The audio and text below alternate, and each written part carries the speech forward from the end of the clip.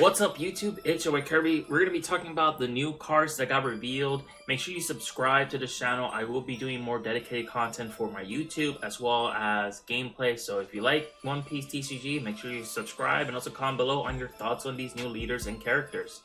Alright, so we are getting Thriller Bark characters slash leaders, and I'm very excited because I'm actually in this part of the anime which is like fitting for October season, which I'm super excited. So Perona, even this is the base artwork for it, it looks insane. 10 out of 10. I cannot wait to play this leader. But besides that, activate on main, once per turn, choose the following effects. Rest up to one of your opponent's character with 4 costs or less, or up to one of your opponent's characters gets a minus cost during that turn.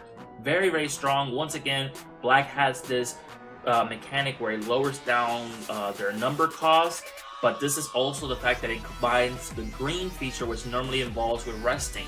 Very interesting character. The fact that she can just activate with no down requirement is very, very strong. You can just rest the character like that, or -1 like that. Like, that's so broken. Like, that is crazy how she can just do it once per turn for free with no dawn requirement. I already love this character right off the bat. Next on our list, we have Gecko Moria. I know a lot of you guys have been waiting for this card, and once again, the artwork for this card is insane. This is just the base artwork. Like, that is so crazy. I cannot wait to see the Altar leaders for this set because, once again, the base artwork for all these cards have been incredible. Like, One Piece has been going just way off board when it comes to the artwork, and it's just been getting better and better every set. It is a black character. Basically, it's a 7 warlord slash Thriller Bark pirate. So basically this card is basically Doflamingo but in black. So Dawn ×1, when attacking, you have to rest 2 Dawn, discard 1 card from your hand, and then the top 2 of your deck to the trash. And then you can summon a Thriller Bark character with 4 or less from the trash. It's a lot to invest in this character, but we're getting cards that manipulate things from the graveyard or the trash, and I can see this theme, you know, reoccurring, just things that are just mainly specifically for the graveyard. So I'm very excited to see, finally, we're getting something that manipulates the trash area slash graveyard.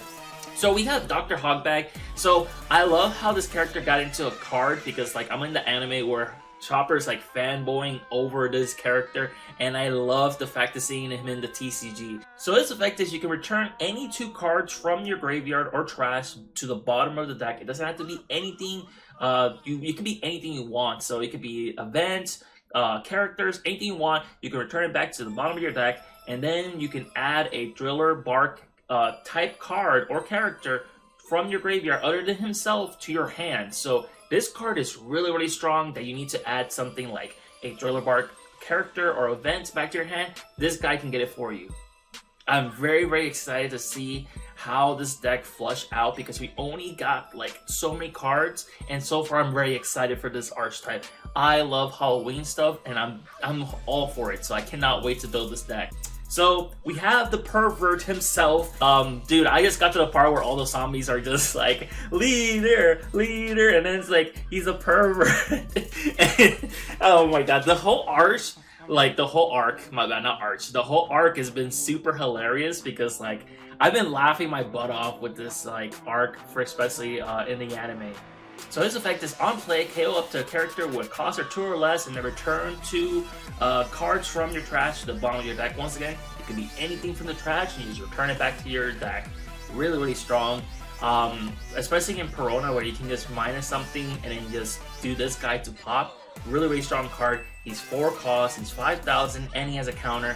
Those are 3 good things as an archetype to have. Next on our list is Ryuma. So I just barely got to see this character, so he did laugh like Brooks, so I don't know what's going on. I haven't got to it, so obviously, like I said, I'm getting to the anime and they just barely showed him, and then he was just like, if you want to see what's in the lab, why don't you see yourself? And he slashes the door and then he disappears. So anyways, that's enough you know, spoilers for those who are not watching the anime, but that's where I'm at. So on play and on KO, this character can KO up to one of your opponent's rested characters that are 4 or less. This is like a 10 times better X-Drake. The fact that you can literally on play KO a character, and then if, for example, if you're playing against red, boom, jet pistol, and it killed this character, it can instantly pop again. It is so broken. This card is insane. The only thing that nerfs him is obviously not having counter, but come on, this card is insane as it is. The fact that it can just pop on KO and on play is just fantastic. Now, as recommendations for the Perona deck, because I'm still trying to figure out what to kind of get for this main deck for Gecko Moria, but I'm still trying to go as it is. But two cards that come up to my mind for this archetype is like Dawn Creek for sure for Perona. Like, the fact that you want to have things in the graveyard or in the trash is really crucial. So his effect is on play, trash one card from your hand, KO up to 2 character arrested with 4 or less. So basically you can use Perona to rest a character and then summon Dawn Creek, trash a card, pop a card. That is insane.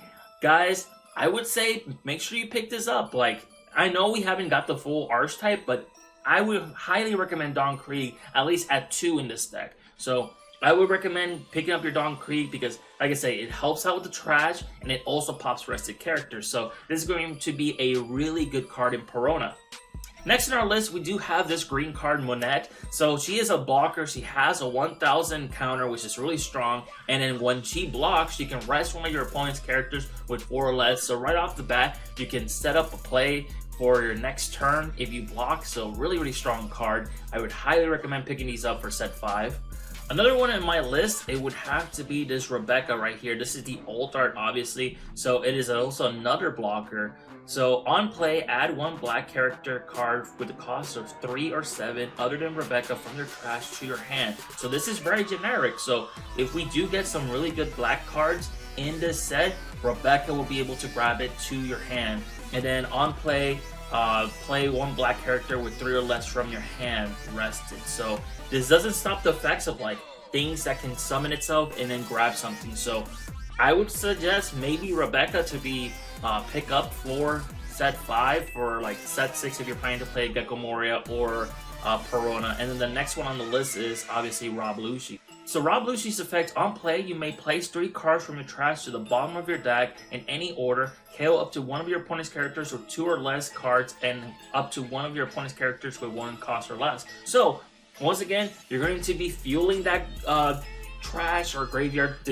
Excuse me for saying it, graveyard. I came from Yu-Gi-Oh, so if it can fuel your trash graveyard and grab it back, so that way you can, you know, fuel your deck. So once again, also Gear 4 Luffy is also pretty good too, because you're gonna have those targets in your deck or basically in your trash, so that way you can reset him. So really, really strong. We still don't know the full archetype, but I would suggest maybe picking up your Gear 4 Luffy's, Rob Lucci for set 5, and then Rebecca, and then the other blocker I just mentioned, and then Dawn Creek. Anyways, hopefully this video was very useful and exciting for you guys. I know I'm very excited for this archetype, and I'm very excited. Like, for sure I was on my mind to play Yamato, but then I saw all these cards and I'm like, I have to play this deck. So now there's 3 decks that I want to play in set 6, which is Yamato, Perona, and Gecko Moria. Anyways, thank you so much for watching. Make sure you subscribe. Comment below on any suggested cards that you think that, you know, this deck can benefit from. It'll help out me, it'll help out the community, and we can build it up, and then maybe we'll make a video out of it. So anyways, thank you so much for watching. Have an awesome day or night. Peace.